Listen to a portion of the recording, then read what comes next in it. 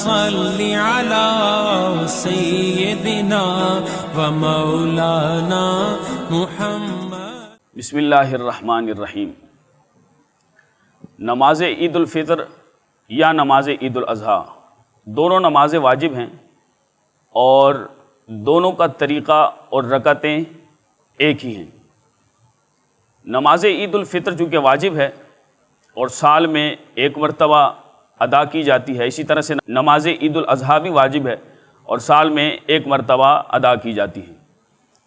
باقی جو نمازیں ہیں وہ ہر مسلمان مرد و زن پر دن میں 5 مرتبہ شریعت مطہرہ کی طرف سے لازم ہیں اور ان نمازوں کو بہر صورت ادا کرنا چاہیے کیونکہ وہ فرض ہیں۔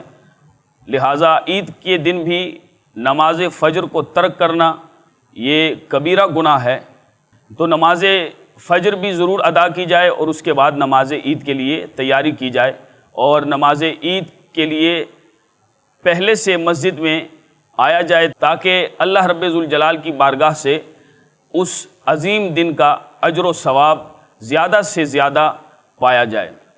کیونکہ عید الاضحیٰ قریب ہے اور عید الاضحیٰ کی نماز پڑھی جائے گی، لہٰذا سب سے پہلے نیت کی جائے گی، اور یاد رکھیے نیت دل کے پختہ ارادے کا نام ہے اور یہ فرض ہے۔ اگر زبان سے نیت کے الفاظ ادا کیے جائیں تو یہ مستحب ہے۔ مثال کے طور پہ اگر کوئی ادا کرنا چاہے تو اس پر ثواب ملے گا، اگر ادا نہ کرے تو اس سے نماز ہو جائے گی، چونکہ دل نے ارادہ کر لیا ہے، پختہ ارادہ تھا کہ نماز ادا کرنے جا رہے ہیں، اتنی رکعتیں ہیں، فلاں نماز ہے، فلاں وقت کی نماز ہے، جیسا کہ عید الاضحیٰ کی نماز۔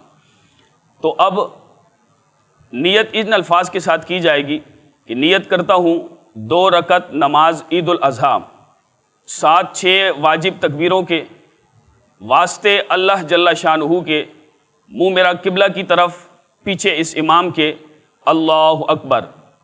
اب تکبیر تحریمہ کہہ کے نماز کو شروع کر لیا جائے گا۔ تکبیر تحریمہ کہنے کے بعد امام صاحب اور مقتدی تمام ثنا پڑھیں گے، یعنی سبحانک اللہم و بحمدک مکمل طور پر۔ تو چونکہ ہاتھ بندھے ہوں گے تو جب بھی ذکر مسنون ہو تو اس کے لیے ہاتھ باندھے جاتے ہیں، جیسے نماز میں قرات ہے تو اس کے لیے ہاتھ باندھے جاتے ہیں، جو ہی قرات ختم ہوتی ہے تو ہاتھ کھول دیے جاتے ہیں۔ اب ثنا پڑھنے کے بعد سارے مقتدی خاموش ہو جائیں گے، امام صاحب بھی جب ثنا پڑھ چکیں گے تو 3 تکبیرات کہیں گے جو زائد واجب تکبیریں ہیں۔ پہلی رکعت میں بھی 3 ہیں اور دوسری میں بھی۔ پہلی رکعت میں ثنا کے بعد اللہ اکبر کہہ کر کانوں کو ہاتھ لگا کے چھوڑ دیں گے، دوسری تکبیر بھی کہتے ہوئے کانوں کو ہاتھ لگا کر چھوڑ دیے جائیں گے۔ اسی طرح سے تیسری تکبیر کہہ کر کانوں کو ہاتھ لگا کے ہاتھ ناف کے نیچے باندھ لیے جائیں گے۔ تکبیرات کہنے کے بعد جب امام صاحب قرات کریں گے تو تمام مقتدی خاموشی سے قرات سنیں گے، چونکہ دونوں رکعتوں میں جہری آواز سے یعنی بلند آواز سے امام صاحب قرات کریں گے، تو لہٰذا امام صاحب کے پیچھے قرات کرنا بالکل جائز نہیں ہے، کیونکہ امام کی قرات ہی سب مقتدیوں کی قرات ہے۔ اب امام صاحب تسمیہ پڑھیں گے، سورہ فاتحہ پڑھیں گے اور سورہ فاتحہ کے ساتھ سورت ملائیں گے، اس کے بعد رکوع کریں گے، سجدہ کریں گے اور دوسری رکعت کے لیے کھڑے ہو جائیں گے۔